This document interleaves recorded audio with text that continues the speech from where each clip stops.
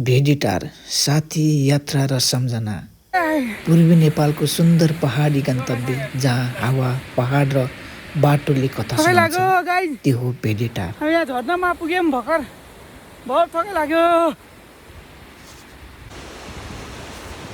Oh my God हेर्नु नेपालीको idea हो भाइ यो। यस्तो छ सिडी किन चाहियो त्यो होइन हामीसँग भएको नेपाली ओरिजिनालिटी कम खर्चमा राम्रो। यो वर्ष पछि भत्किन्छ होला पानीले होइन त्यही पनि धेरै लगान लाग्यो भने भत्किएको असर भयो। यो यात्रा केवल गन्तव्यसम्म पुग्ने मात्र थिएन, यो यात्रा साथीपन हाँसो र सँगै बिताएका पलहरूको थियो। सफा पानी काठमाडौँ बस्तीको हेर्नुहोस्, काठमाडौँमा त्यो पानी देख्न पनि पाइन्न।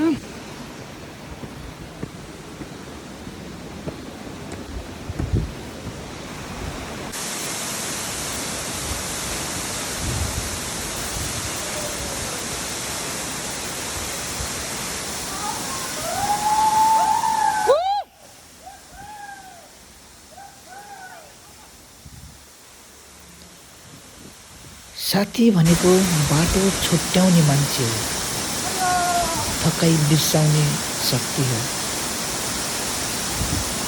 यात्रा किन गर्नुपर्छ थाहा छ? कहिले काहीँ एक्लै उभिएर आफूलाई बुझ्न पनि यात्रा गर्नुपर्छ।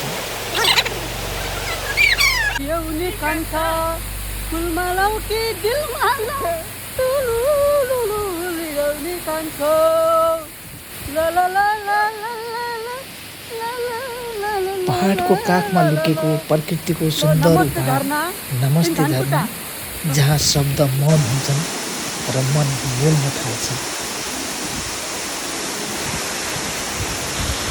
यो यात्रा घुमघाम मात्र होइन, ज्ञान, अनुभव र भविष्यको तयारी पनि हो। ठाउँभन्दा ठुलो सम्झना हुन्छ र यात्राभन्दा ठुलो मूल्यवान साथी हुन्छ। साथी भनेको बाटो छुट्याउने मान्छे हो र थकाइ बिर्साउने शक्ति पनि हो।